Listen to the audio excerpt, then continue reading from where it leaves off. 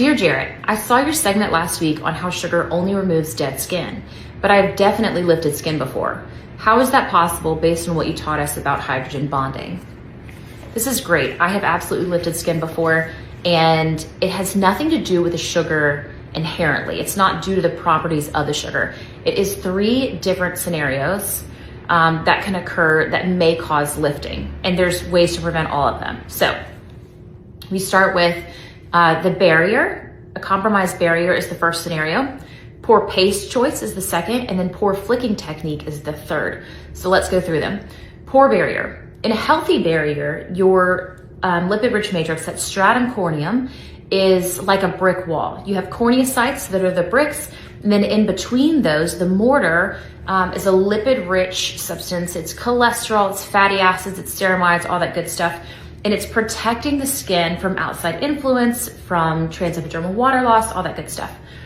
As the barrier becomes compromised, and if you've been in Britt's classes, you've heard her talk about this, it goes from a brick wall to more like a chain link fence. So you have excessive tool, and you're losing water from the skin, and you've got all these holes in the matrix. Once that happens, outside irritants, pollutants, ingredients that we don't want can get into the skin. This leads us to our second point, poor paste choice. If you are using a paste that is too soft for the client's skin condition, what will happen is that sugar will start to seep into those little microscopic holes in the matrix in that chain link fence. And when you flick, can remove some of that live skin because it got in between there. How can you prevent that? 1, using a harder paste on a client that has compromised barrier, and 2, performing a barrier support treatment prior to sugaring them. So for us, that looks like our 7-minute prep. That's gonna support our barrier before we sugar a client. The third scenario is our flick technique. If your flick is not maintaining a parallel relationship to the skin from the beginning to the end, you can end up lifting skin by sheer force. So as you're molding the paste, you are disrupting skin cells as you're going, particularly if you're using too much pressure. Remember, we want very minimal pressure. We're moving those skin cells around, we're disrupting them a little bit, particularly if they're fragile.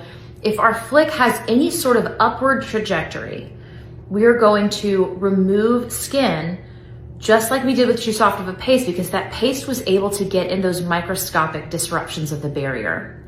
So we want to make sure that our flick is always parallel. I always use my arm for this demo because lots of people think, oh, I followed parallel. But what if the area is round? Then a flick that is parallel for the entire trajectory starts parallel and also ends parallel. So it goes around the arm. It doesn't flick here or here, because at some point in a round object, the parallel relationship is lost. So if you've ever lifted skin with sugar, it was probably in one of those 3 situations. The barrier was compromised, you chose the wrong paste, or your flick was a little off. So it's not the sugar itself, it's how the sugar and the product and the barrier were managed. So always remember, it always goes back to barrier. Support the barrier first, then check your technique and your product.